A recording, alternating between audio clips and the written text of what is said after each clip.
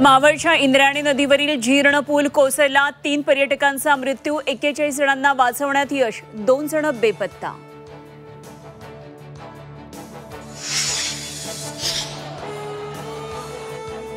Selfie आणि reels बनवत असताना अचानक पूल कोसळून अनेक जण नदीत पडले. दुथडी भरून वाहणाऱ्या नदीतून पर्यटक वाहून जातानाचा व्हिडिओ समोर. पूल दुर्घटनेतील 30 जखमींवर तळेगावमधील रुग्णालयात उपचार, 11 जणांना प्राथमिक उपचारानंतर घरी पाठवलं. मृतांच्या नातेवाईकांना सरकारकडून 5 लाख रुपयांची मदत.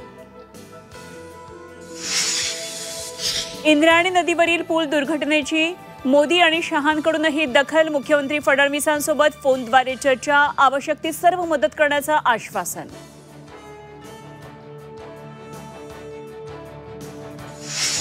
माथेरानच्या शार्लोट तलावात 3 पर्यटक बुडाले, पाण्याचा अंदाज न आल्यानं दुर्घटना, 3ही पर्यटक नवी मुंबईतले असल्याची माहिती.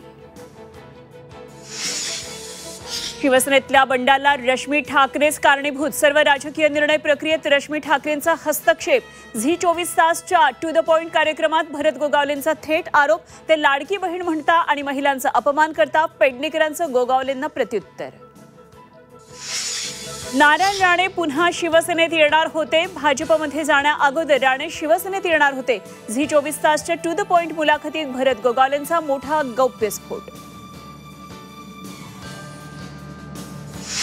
सुनील तटकरेंना शिवसेनेनं निवडून दिलं, त्यांनी आता पालकमंत्रीपदासाठी मन मोठं करावं. रायगडच्या पालकमंत्रीपदावर गोगावलेंचा दावा कायम, तर 3 इडियट म्हणत राष्ट्रवादीचा पलटवार.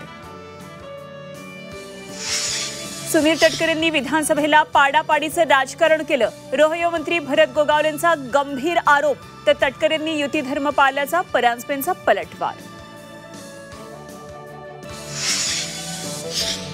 उद्धव ठाकरे, राज ठाकरे एकत्र आल्यास महापालिका निवडणुकीत फायदा होणार.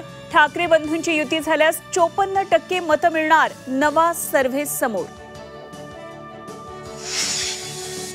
भांडूपच्या क्रोमा मॉलमध्ये मनसेचा राडा, टिळा पुसण्यास नकार दिल्यानं कर्मचाऱ्यावर बदलीची कारवाई, तर बदली रद्द करा, मनसेची मागणी.